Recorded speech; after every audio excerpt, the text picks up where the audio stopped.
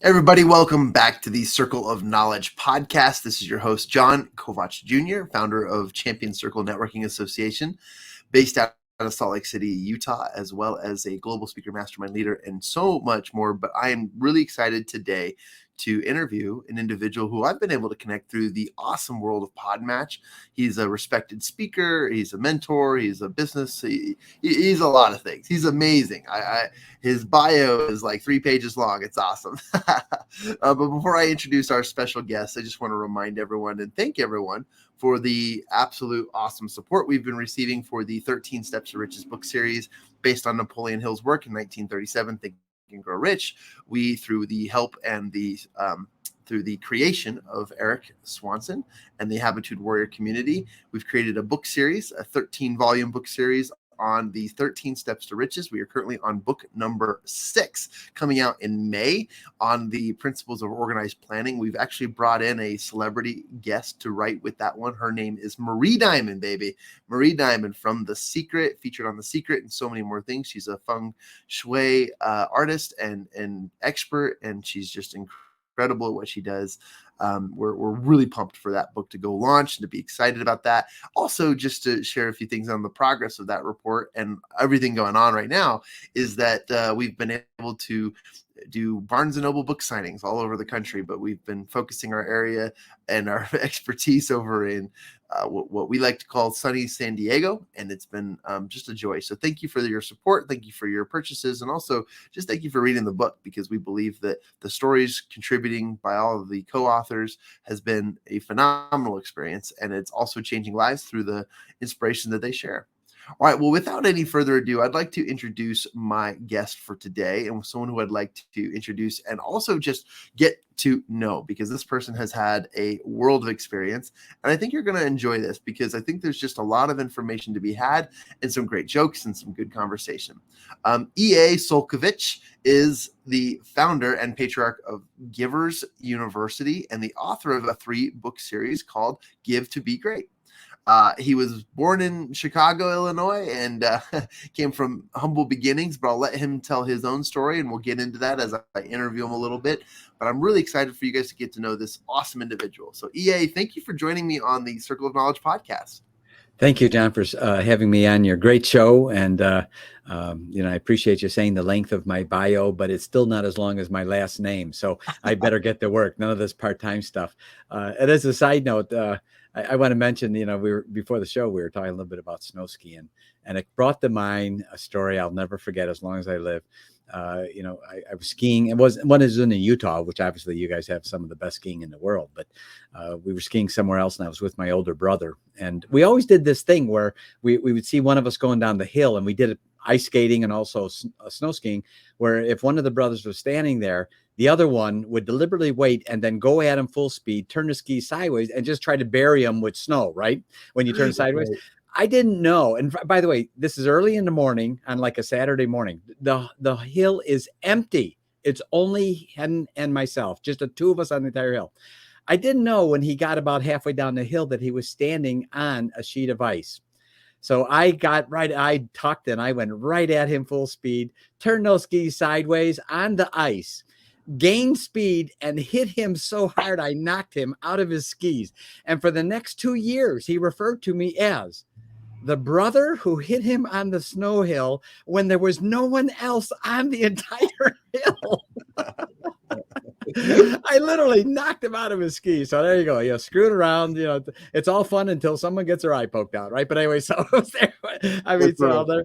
just a funny story. So we're talking about skiing, and it brought to mind just me busting my brother out of his snow skis at full, breakneck speed. So anyway, great time nonetheless. No one was hurt, and we all laughed it off. And I was humiliated for the next 2 years as he referred to me as such. So thank you for having me on your show, Jon. You're welcome. And that nickname he gave you is almost as long as your last name too. So it just happens. I don't know how. It's just crazy. Well, I'd love to pass the mic over, and could you tell us or give us a little bit of background on just how you got started? For sure. Happy to do so. I live in Michigan now, but I was originally from Chicago area, Chicagoland. And my father was a milkman, and back then milk came in glass gallons. and everyone had a little box outside their house that was called the milkman box, right? And and I would get up and would help my father at, when I was 5 years old. He had his own truck for Twin Oaks Dairy, and and it was his own little business, if you will. He had his own route and his own truck, and he delivered milk for this dairy. And so I have great memories of that. And then at 16 years old, John, I took my first step into becoming successful, and I became a janitor. Now, I didn't mind being a janitor because business was always picking up. What? That's right. Anyway, so here I was at 16, and I did have two extraordinary events happen to me when I was 16 years old. The first one was, since at that age, I was able to be bonded, which means insured. So if my buffer, as a janitor, hit some piece of equipment, the insurance company would pay for it. It also allowed me to be in expensive businesses and expensive homes. And every single week I was cleaning a home. And I want you to know, this is nothing to sneeze at. This is important stuff. So I was cleaning this lady's house. And when I say her name, it won't mean anything to anyone until I make the movie reference, and then they'll know who I'm talking about if they've seen the movie. The lady, her name was June Martino, and every single Wednesday I cleaned her house. Now, wondering who she is, there was a movie out a couple of years back. It'll be on for some time because it's actually a pretty good view. It's called The Founder, and it's about McDonald's, and Michael Keaton plays Ray Kroc. And I lived in Oak Brook area. So I witnessed in my lifetime the whole phenomenon, right? And in the movie, Michael Keaton, who's playing Ray Kroc, constantly talks to a lady outside his office, June this, June this, June this, June that, right? She's in the whole movie. That lady, the lady outside his office, is the lady whose house I cleaned every Wednesday. Wow. And when I met her, she was already an icon. She already had the third most controlling stock in McDonald's. And did you catch the movie by any chance? Do you have a chance yet? Absolutely. Yeah. Okay. So there'll be some references then that you'll catch, where he calls it, McDonald's #1, the franchise, if you will. That was in Des Plaines, Illinois. And at the end of my dad's milk route, we drove by that McDonald's every single time. So I watched the number go from, to 1 million hamburgers, 1 million, right? And I'm thinking, that's more hamburgers than I can eat in a day.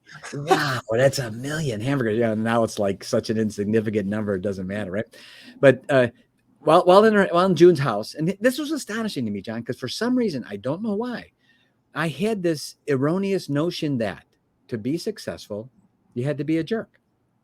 You had to push down people. You had to be me-only oriented. You had to be able to squash people at a moment's notice and not care about it. And June Martino was so the opposite. It wasn't even funny. And that was a curiosity to me. I thought, man, she's so approachable and so nice. And it was extraordinary to me. And here I am cleaning this $1 million mansion. She had a full-time maid and butler. And I was there. The janitorial service was there to do the heavier work, like you clean the pool and the garage. And by the way, loved cleaning the garage because I got to sit in at 16 years old and pull out a Rolls Royce, which was like 10 lifetimes of my income, right? And I would go home at night and drive my Rolls Canardly, which, rolls down one hill and can hardly make it up the next. So a little bit different sitting in this huge car. And I thought, man, people really live like this. And she's not like an alien. It seems like even a especially nice lady. I want to mention the movie in the beginning says it's based on a true story. That's true. It's based on a true story. It's not the true story.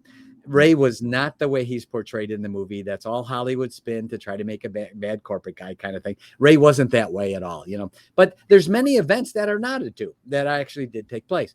One of them, June told me. In fact, one day I was in her house, and this is all comes up to how Givers University even came about. I was in her house cleaning, and I thought, I just got to ask her.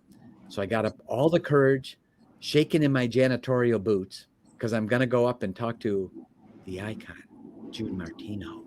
And she knew who I was because she said hi to me all the time, so I went up there and said, hi, June. She goes, oh, hi. I was just very approachable. And I said, can I ask you a question? She said, sure. And I said, well, could you tell me about it? She said, well, what's that? And I said, well, the whole McDonald's thing.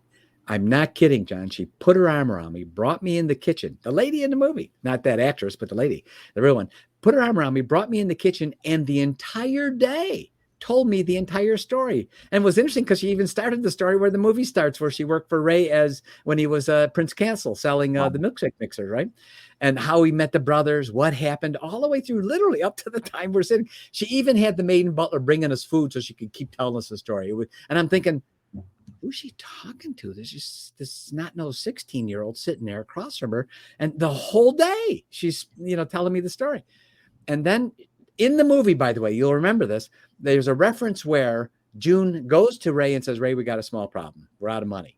And that causes him to call the brothers. They have a little drama scene. I need more percentage. I need more percentage. And, Michael Keaton slams down the phone. It didn't happen that way, but the event took place, right? And she told me about that event decades before the movie. And she said, there was no money. So Ray and I made an agreement that I would work for him for nothing, no money.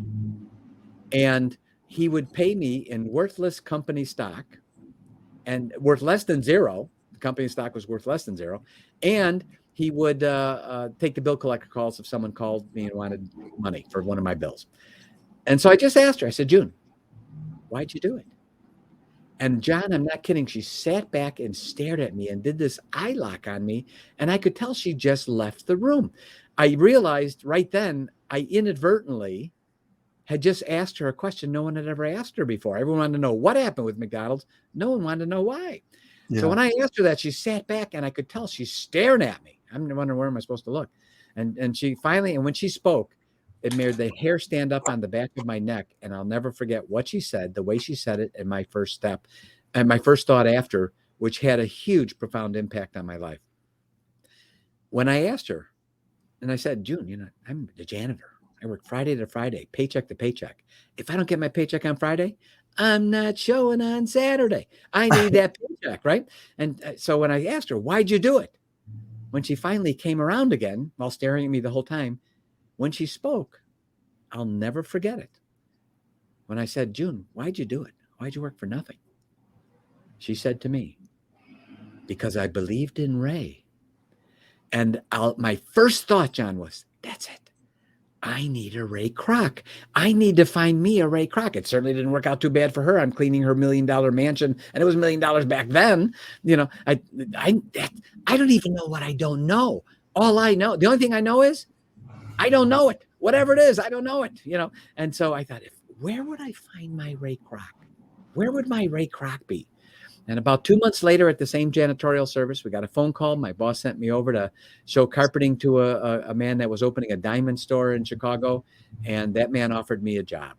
He became the father I never had, even though I had a father. I became the son he never had, even though he had a son. He was my Ray Kroc. And I can share with you, I was very, very blessed that, he came into my life, and the impact he had on me that was so profound. So he became my Ray Kroc. Because of that, I became a huge advocate for mentoring. In my world, if you don't have a mentor, we call that naive. That's what we call it. It's naive. Right. And there's a big difference between a coach and a mentor. A coach can teach us a skill. We needed to learn a thing at one point or another. A mentor is a much more intimate relationship. Why are you thinking that way? Not what you're thinking. Why is that going on? Much closer, much more intimate, much, you share information, much more confidential, if you will. And I can share with you over my life, I've met literally thousands of educated idiots, that have all the book knowledge and it can spew all the information at you, but zero execution and implementation skills. So I share with people, when you're seeking a mentor, first of all, get a mentor. And when you're seeking them, don't be afraid to ask one critical question. And here it is. Can I ask what you've done? Don't be afraid to ask that question. I said, because you want a mentor that's done it. And the reason why, when you have a mentor that's done it, they bring with them, as you know, John, all the things that didn't work. And that's where the wisdom is, the things that didn't work, right? So I'm a huge advocate for mentoring because of my mentor and the huge impact he had on my life. So with that point, he told me a little bit about what it was like to grow up in the Great Depression. And again, it had such an influence on me. It was extraordinary, and and going forward. But also to show you that my mentor was genuinely a puritanical genius, not an educated idiot for sure. He was telling me about what it was like to grow up in the Great Depression in the United States. He said, people were jumping off of buildings because they lost their fortunes, committing suicide. He said, multi-mile long soup kitchen lines, multi-miles to get a bowl of soup. He said, for some of our meals, we actually ate cardboard. Hmm.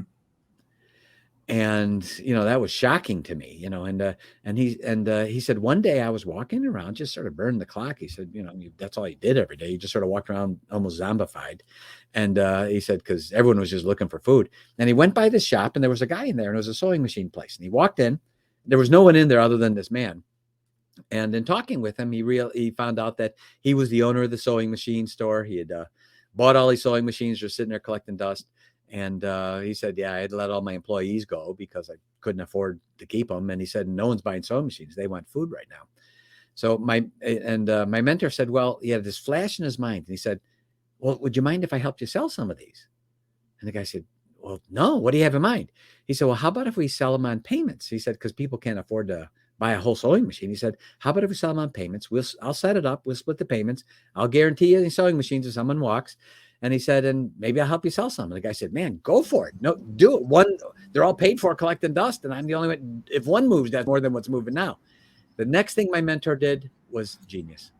He put together a flyer that said women to work from home. He told me he never caught up totally with the response because no one was hiring. And the fact that anyone was hiring was incredible. So he put together this way where women could work from their home. He sold them the sewing machine on payments. He gave them the pattern to sew with. He gave them the material to make the clothing, and he guaranteed he would buy the clothing from them, thus guaranteeing their income, which means they could make the payments on the sewing machine and have an income that everyone needed for food and everything else. He didn't end there. When he bought that clothing, he sold it to stores as deep discounted, high quality handmade clothing that store owners then sold to their customers, and all the customers wanted those. Jon, while people were jumping off of buildings, committing suicide, multi-mile long soup kitchen lines, in 18 months, he earned $1 million. Now that's depression dollars. Now, who knows? It's over 20 million easily today. So he said to me, as a lesson to that, he said, you're going to get tackled 1,000 times in your life. He said, you're going to. He said, you don't drown by falling in the water. You drown by staying there. He said, you got to get out of the pool. He said, but here's something I can share with you. You will never have money problems as long as you live. And I said, what? I said, how can you get tackled now? He goes, you'll never have money problems. He said, you'll have idea problems, but you won't have money problems. He said, every great solution, every great enterprise always began with one idea in one person's mind.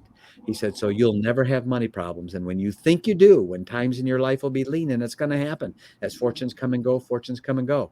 He said, remember, you have idea challenges, not money challenges. And I found that to be true. So at 19 years old, I asked this man, finishing off the story, I asked my mentor, Sam, his name was Sam Robbins. I said, Sam, will you teach it all to me? All of it. Don't hold back. I want to know it all. He said, okay, I will. But I want one thing from you. When the time is right, and you will know that time, I want you to teach as many people as you can everything that I taught you. So at 19 years old, Jon, I made a vow. I made an oath that today has manifested into what we call Givers University. That's how it came about. The story, the connection, the background, it's phenomenal. Thank you for sharing that.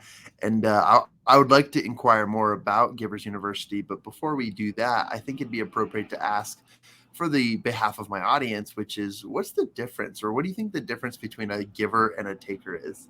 What a great question. And I love that because we genuinely teach a skill, Jon, that hasn't been taught. I mean, I had a goal to do 200 podcast interviews from April to April, and actually you're like 197, literally.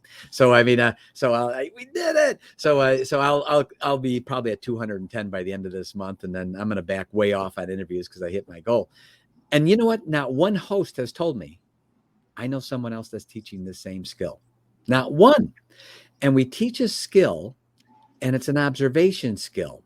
First of all, I share with your listeners, and I say it emphatically, we love everybody. I say it again, we love everybody. And the skill we teach is how to separate the person who we love from their deeds, which we may not love. Mm. And by doing that separation, separating the person we love from their deeds, which we may not, and observing what they do, not listening to what they say, because people know how to tickle your ears, but it's an observation skill. Watch them doing these specific deeds. We even train it on checklists. We have one check that's called the 25 do's. It's actually 25 deeds. Watch them doing these 25 things. And from this, you can begin to discern from what you see them doing. Should I bring them closer into my life? And make them a part of your giver community, because givers bring with them the 3 W's of a giver: wisdom, wealth, and wellness. Or by contrast, because of what I see them doing, their deeds, should I begin to respectfully, not rude or nasty, should I begin to respectfully distance myself from them? Because if I bring them closer, they're going to make me collateral damage. So I ask your listeners, think about the fires you stomp out every day.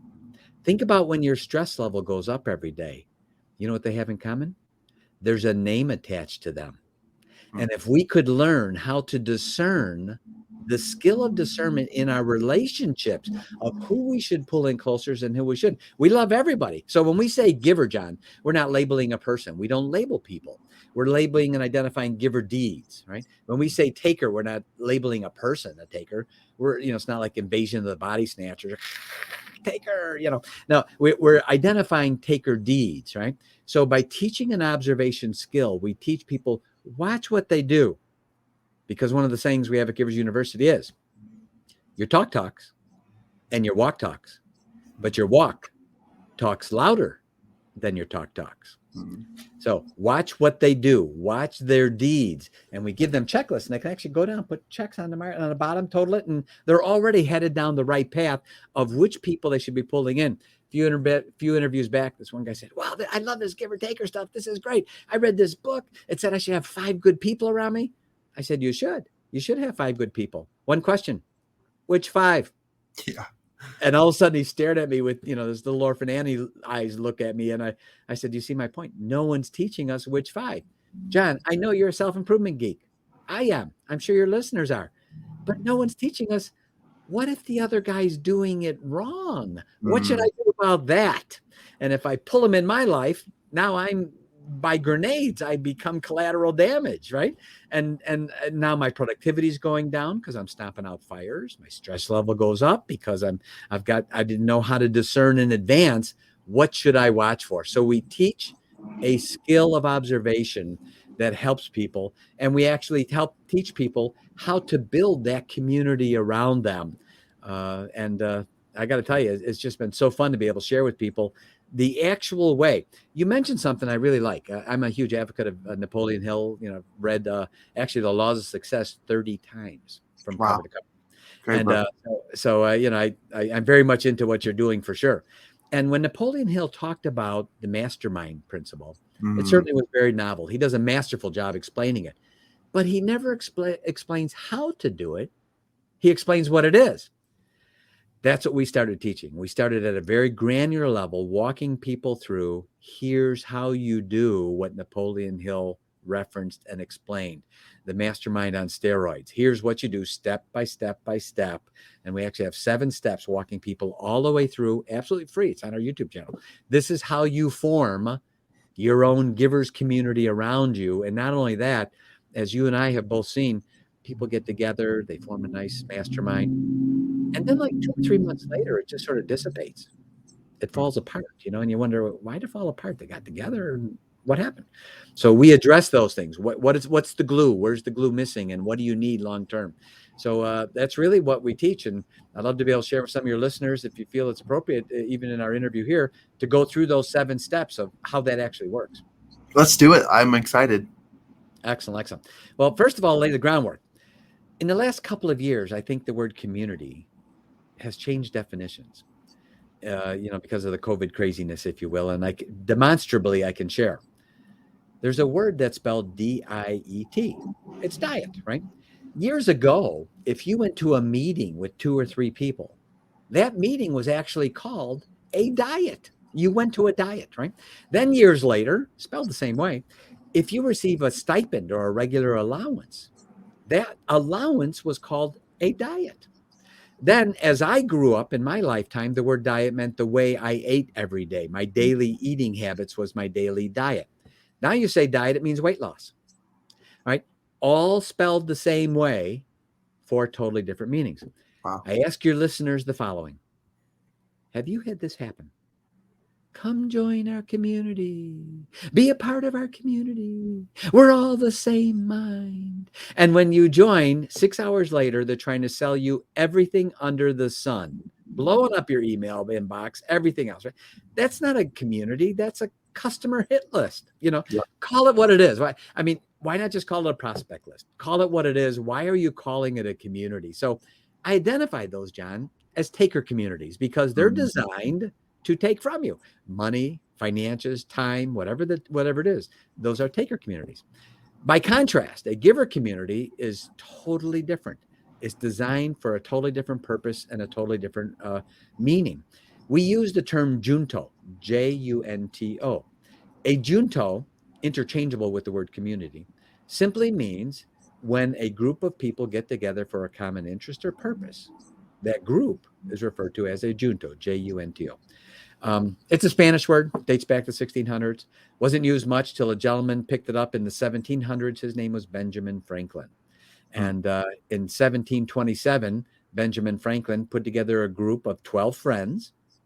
They met every Friday night for a couple of hours, and he called this group the Mutual Improvement Club. And they talked about everything, morals, ethics, business, politics, everything across the board. And then later on, he called that group his junto. And then later on, he called it the Leather Apron Club. What's interesting about this club that Ben Franklin started in 1727, John, is our very Declaration of Independence could arguably be traced back to the very conversations Ben Franklin had at his junto. So no one can tell me that 12 people getting together in a spirit of harmony is not powerful. Yeah. So we teach people, how do you form these juntos? What do you do? What do you do step by step? And we walk them through that. And as a part of that, to share with you, two things I'd like to share with you that I think are critical to lay the foundation of the junto. Because when we get there, they can get it on YouTube. So I'm just going to sort of bullet it when we get through there to give the outline for people. Two important aspects that are foundations for a good community and a good junto. My mentor shared with me at the ripe old age of 19, he said, let me tell you about this thing called life. I said, okay, this should be interesting. All right.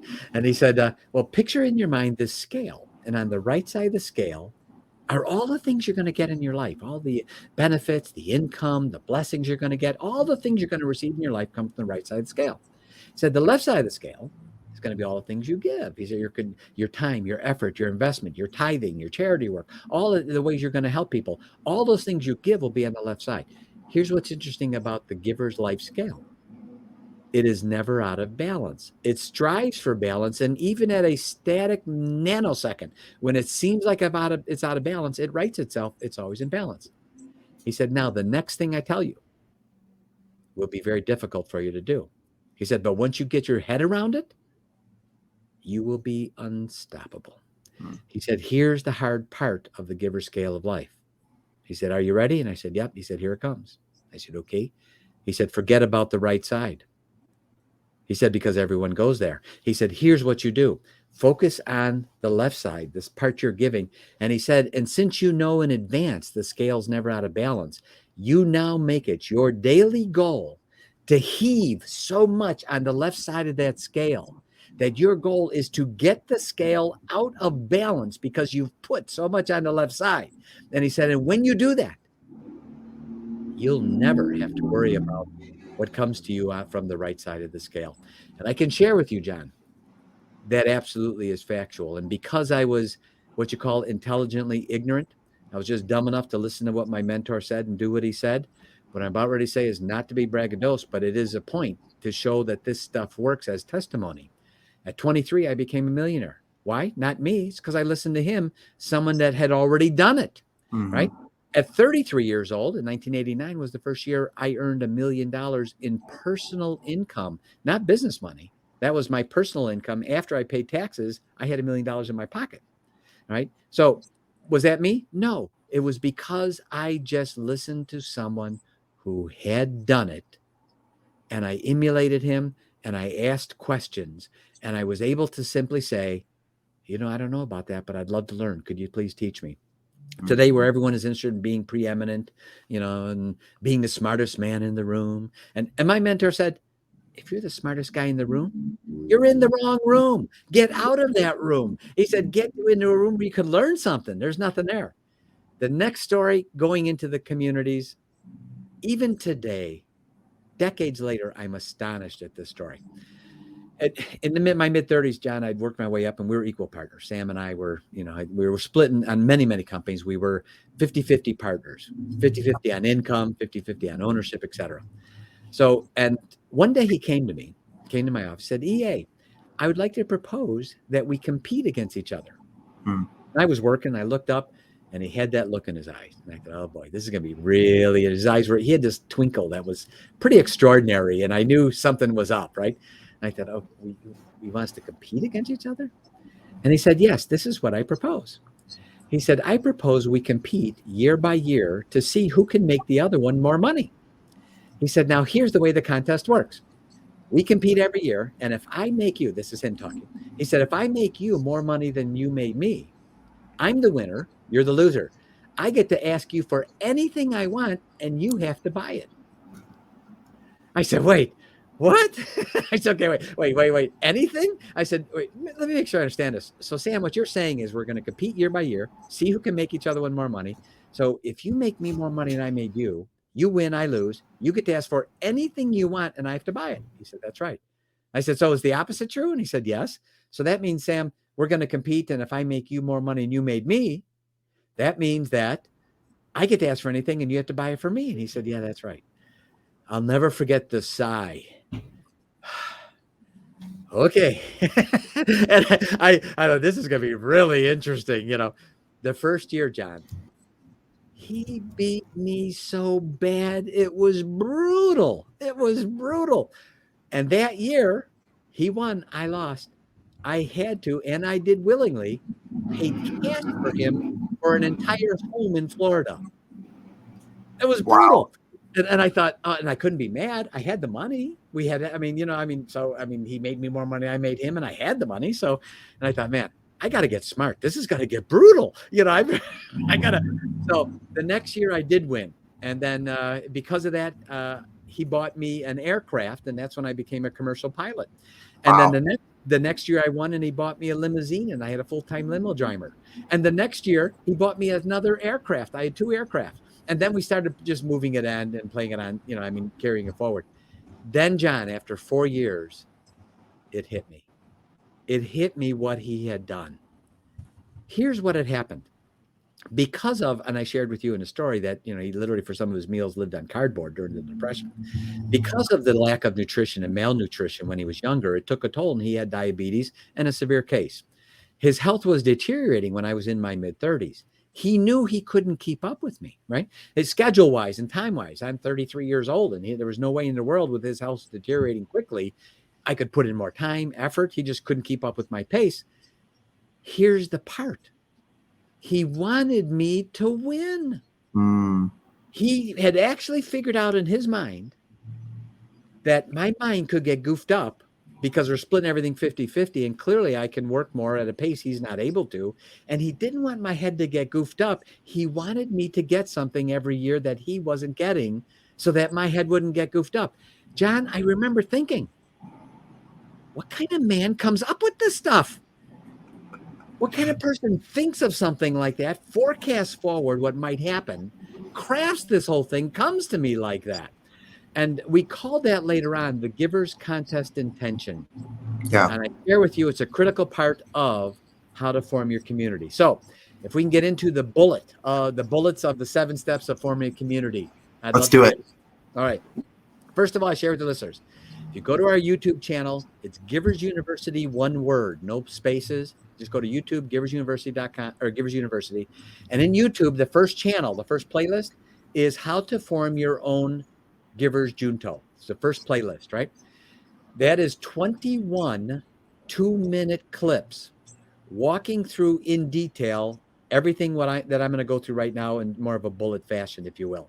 So it's a 2-minute clip starting with what's the difference between a giver and taker community? 2 minutes. Step by step by step, all the way through how to form it, all the way into even the agenda. The last 4 episodes are now that you formed your community, what do you do? What do you cover? How do you keep that together? So we even have 4 episodes just devoted to your agenda. This is what you should do and why at each meeting. So it's very detailed, absolutely free. We put it out there because our intention is to make sure that scales out of balance. Every time we get it, we're going to heave so much on that left side, right? That's right. I'll never forget this one lady, John. It was so funny at this one event. It was a speaker event, and this gal says, speakers were sort of meet and greet kind of thing. And this lady says, well, you know what? I don't like to give away all my stuff because I'm afraid someone's going to steal it. And of course, me, at this point in my age, I really don't care what people think of me anymore. It really doesn't matter to me the least bit. And I'm going to be the first one to point out the elephant in the room. So I have to speak up. And I said, you're not going to like what I say next. And I'm going to say it. And you're probably never going to talk to me again. I said, but I have to say it. If you're concerned that people are going to steal your stuff, you need more stuff. Mm-hmm. And I got to tell you, and it just hit her between the eyes, and I was right. She never talked to me again. Anyway, so the 3 kinds. So we teach 3 kinds of Juntos primarily. By the way, there are many, many different kinds of Juntos, many different kinds of communities. We just sort of talk about 3 to give a template for people of some of the differences. We use the term Junto. It's interchangeable with community. And we use 3 examples to teach people. And again, this is all template, so they can use it for any group that they want to. Anything, we just want to get it out there and show people this is what Napoleon Hill was talking about. He said what it was, and it works. But here's how you do it, step by step, very granular, right? I'd love to, by the way, participate and insert this in one of your books because I think it's so critical with people how to do this. And if you ever wanted me to help, I'm right there, man. So I just wanted to mention because I was very proud of you with you saying you're on book number 6, and I think people should pick those up and read them for sure. So the 3 kinds of Junto real quick. We have first what we call the Givers Greater Junto. This is a Junto of any size worldwide, no matter how big. Good example, Salvation Army, VFW, Lions Club. Those would be good examples. They have chapters, etc. Those would be Givers Greater Juntos. A Givers Insider Junto is 2 to 12 members. A much smaller, more confidential, more intimate group. A good example would be Ben Franklin's Leather Apron Club. That's a great example of an insider Junto, right? The next is a Givers Millionaire Junto. This is a Junto of 2 to 12 vetted millionaires who are all getting together for a common purpose. A good example of this was 1915. Henry Ford formed a Millionaires Junto.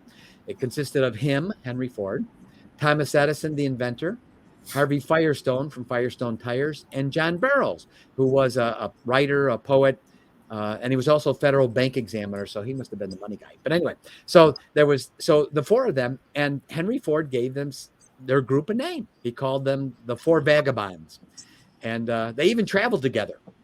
Now, does this work? I had a Millionaire Junto with my partner, my business partner, my mentor, 2 to 12 members, him and I, right? Because it's true what Napoleon Hill says, wherever 2 or more minds form together in spirit of harmony, a third mind is formed. That's accurate, right? In the most positive sense, and unfortunately in the most negative sense as well. It works both ways, and that's why we have to be careful about who we have around us, right? So to get into the 7 steps of building your own Givers Junto, it spells the word discern. It's an acronym, DISCERN. Again, is on our YouTube channel. Look for the playlist, How to Build Your Own Givers Community. 2-minute clips, 21 2-minute clips in orders of what to do. The D stands for decide. The first thing you want to do when you're going to form a community is you have to decide, who do I want in my community? And why? How do I even decide, sort of like I said before, which 5, right? So, and we have a checklist that we actually help people decide which 5 as an example, right? How do you decide who you should have as a part of your community? What should you be watching for? The I is for invite. How do you invite them? What do you say to them? How do you invite them into your Givers Junto, right? The S stands for seed. This is critical. The S is the expectational agreements that are critical that you simply say to them. Our members of our Junto have all agreed to hold each one of ourselves accountable to these expectational agreements. We expect these things. We all agree and expect upfront to hold ourselves accountable to these expectational agreements. This is critical because now you have an agreement before you allow them and have them come into your group, before you accept them. These are the agreements up front we agree to, and we're telling, and if they don't work for you, no problem. God bless you. We love you. It's just not a good fit, right? So we teach, as an example, the 3 pillars and the 1 giver's intention as a part of the seeding. Again, these are templates, John, that people can use. Right. If someone wants to form a giver's junto, this would be an example. The 3 pillars are, number 1, the credo. And our credo is give to be great. You can be great by giving. You don't have to be a taker. Number 2, our pledge. Our pledge is to help every giver's junto member lead a life of predictive, massive, and exceptional happiness, freedom, and greatness. Our 3rd pillar is our labor of love. Every junto should have a work that's greater than themselves. Ours, we're actually launching this coming fall, and our labor of love is we have figured out exactly how to put an end to hunger 1 zip code at a time. And we're actually launching that this coming fall. That's our labor of love. So 3 pillars: credo, pledge, labor of love. The giver's contest intention is the 1 intention, and that's the contest I shared with you regarding my mentor, myself. That every mentor, now think about this for a minute. If you had 12 members in your junto, what if all of those members were all competing, like my mentor and I did, to contribute more to the group than they could ever possibly hope to get back? In fact, we have all the members agree expectationally up front that that's part of what they will be accountable for, and all of us will. John, what if you had a group of 12 people and all the other 11 were all competing to give more to you than they could ever get back, and you were doing the same with them? That'd be awesome. That'd be phenomenal. It would be unspeakable, the power that could even come out of that group, right? So when it's set up right from expectationals, and it's so critical that from the very setting up. So S is for seed. C, convene. Convene, get together on a regular basis, weekly, monthly, just on a regular basis, convene. That's the C. E, establish. Give it a name. Ben Franklin, Leather Apron Club. Henry Ford, Four Vagabonds. When you establish it, E, establish it, give it a name, it creates an amount of camaraderie with the entire group. They're part of a thing. And the last 2 are rotate. Different chair member, every single meeting, rotate around the room, always a different chair. And N is for numbers. Seed other juntos, not so you get more resources, so you can give more to other groups. So again, decide, invite, seed, convene, establish, rotate, and numbers. All that's on our YouTube channel, 21 2-minute clips from beginning all the way through. Form your givers community. There's very few things that will impact our lives more than our relationships.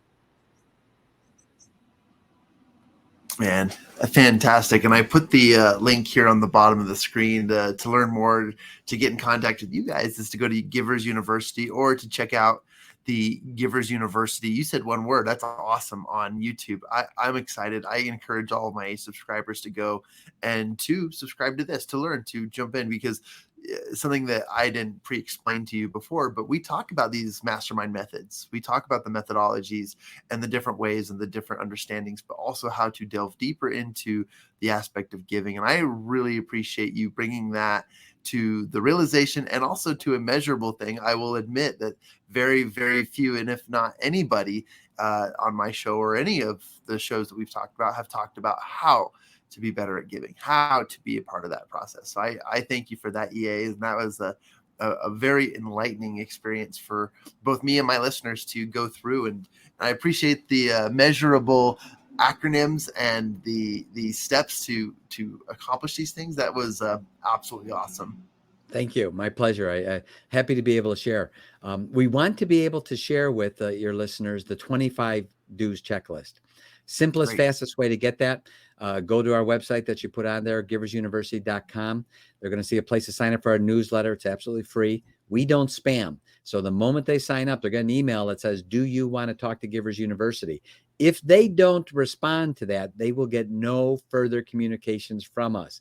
They have to say yes. And when they do, then 2 hours later, they're going to get that checklist, the 25 do's, the 25 deeds in a download. We want to print it off, put it in your pocket. It helps you in business, socially, and even with your family. It's a checklist of how to decide who you should bring close and who you should be respectfully distancing. And then once a week on Thursday morning, we send out a 5-minute read. It's called the Giver's Toolbox, a brand new tool every week they can add into the relationship toolbox. I hate it. You sign up for something, they're blowing up your email, and you get 6 emails a day, and I go unsubscribe. So 1 email a week, Thursday morning, 5-minute read called the Giver's Toolbox, to help them with their relationships and give them tools that maybe they didn't know. And then from that, they learn about Givers University. We have online courses. We have books and publications, and the Give to Be Great series, which consists of 3 books and 3 courses. They learn all of that just through the course of it. And then we also feature our podcast interviews that we do that are on there as well, where they can clip on and see the most. And certainly we'll have yours on there as well, John. We look forward to sharing it with all of our subscribers.